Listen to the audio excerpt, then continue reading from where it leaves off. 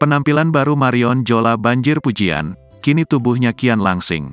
Penampilan baru penyanyi jebolan Indonesia Idol, Marion Jola banjir pujian. Kini tubuhnya kian langsing hingga bikin pangling netizen. Diketahui Marion Jola kerap disorot karena karya maupun penampilannya.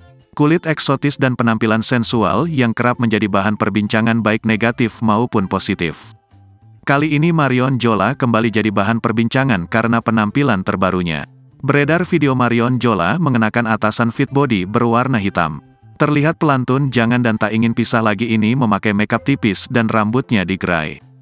Netizen pun memuji Marion Jola yang kini disebut kurusan dan bikin pangling.